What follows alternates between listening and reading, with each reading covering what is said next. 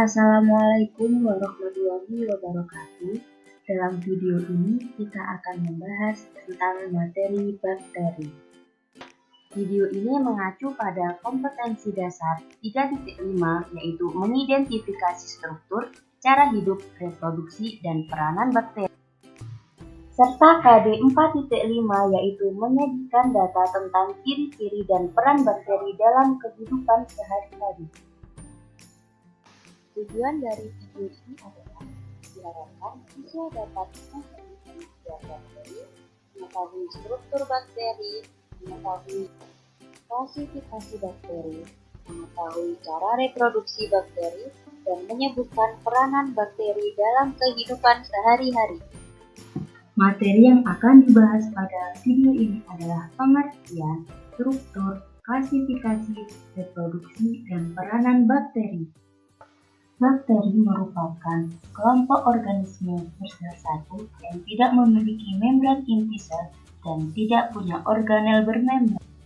Materi yang selanjutnya adalah struktur bakteri. Bakteri terdiri dari beberapa bagian. Yang pertama, kapsul, dinding sel, membran plasma, mesosom, DNA, pili, dan flagela. Bagian bakteri yang pertama adalah kapsul, merupakan lapisan terluar bakteri sebagai pelindung bakteri. Bagian yang selanjutnya adalah dinding sel, merupakan pelindung bakteri yang terdiri dari bahan peptidoglikan yaitu gabungan protein dan polisasarid. Bagian selanjutnya adalah membran plasma.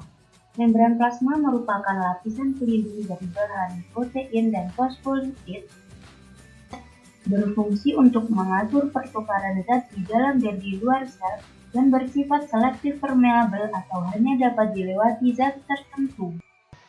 Yang selanjutnya adalah mesosom, merupakan bagian yang berasal dari penonjolan dari membran sel ke arah sitoplasma. Bagian selanjutnya adalah DNA, merupakan materi genetik dalam bakteri dua macam yaitu DNA kromosom dan plasmid.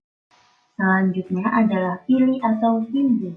Bagian bakteri ini berfungsi untuk membantu bakteri menempel pada media tempat hidupnya. Selanjutnya adalah flagela, merupakan alat gerak pada bakteri yang terhitung dari senyawa protein dan terdapat pada dinding sel. Materi yang akan dibahas selanjutnya adalah klasifikasi bakteri, berdasarkan perbandingan signature sequence atau urutan basah. Berdasarkan bentuk bakteri, jumlah flagela, karakteristik dinding sel, kebutuhan oksigen, dan cara memperoleh makanan. Berdasarkan perbandingan signature sequence atau urutan basah khas, bakteri dibagi menjadi 5, yaitu Protobacteria, Cyanobacteria, Spiroseta, Chlamydia, dan bakteri gram positif. Materi selanjutnya adalah klasifikasi bakteri berdasarkan bentuk bakteri. Ada yang bulat atau kokus, basil atau batang, dan spiral. Selanjutnya adalah klasifikasi bakteri berdasarkan jumlah flagela. Ada yang monoterik, lofoterik, amfiterik, periterik, dan aterik.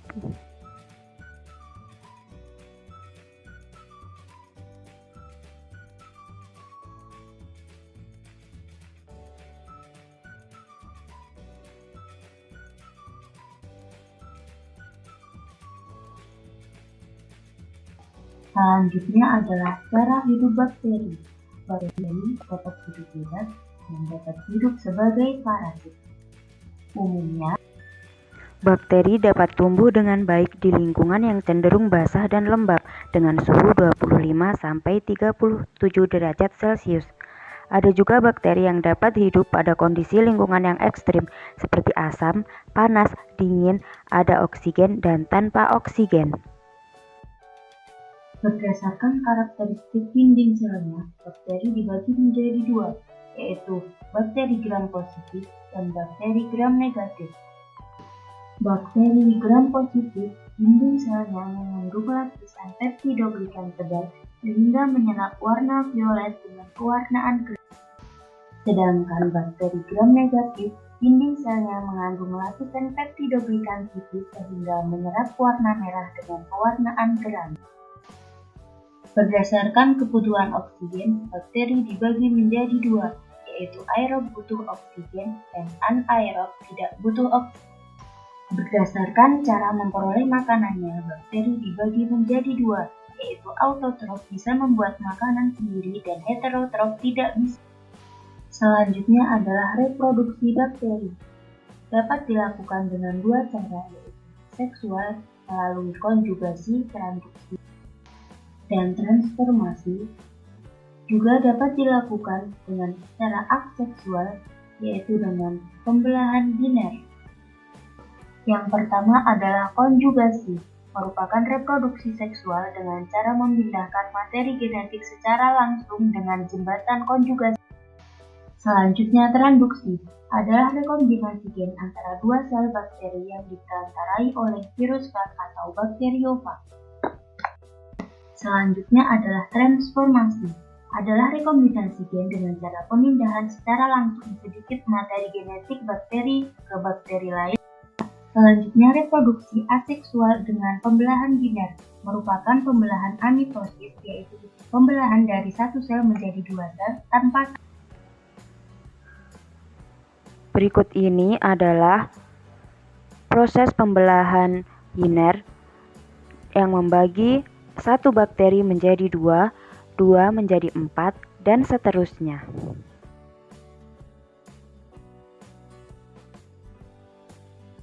Selanjutnya adalah peran bakteri.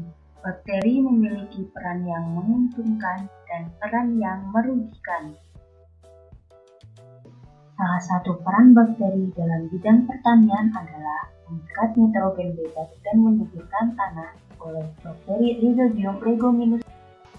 Dalam proses pencernaan, bakteri Escherichia coli berperan dalam proses pembusukan makanan di usus besar dan menghasilkan vitamin. Bakteri juga dapat berperan untuk menghasilkan antibiotik, vitamin, enzim, dan hormon.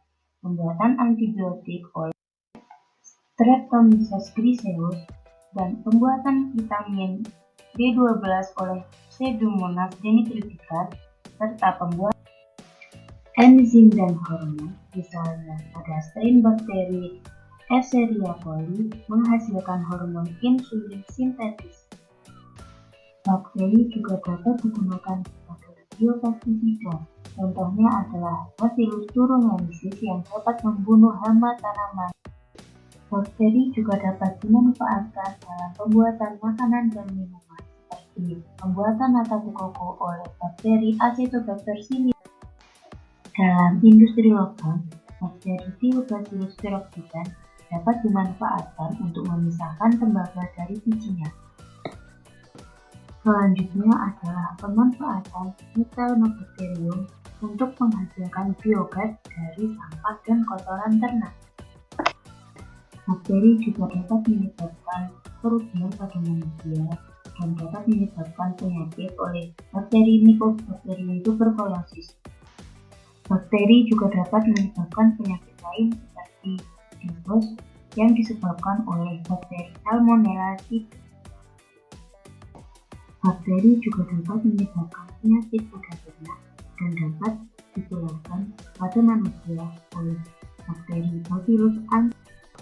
Bakteri juga dapat menyebabkan penyakit pada tanaman budidaya disebabkan oleh Bacterium papaya. Pernahkah kalian melihat makanan basi? Makanan basi dipengaruhi oleh adanya bakteri. Salah satunya adalah bakteri Clostridium botulinum.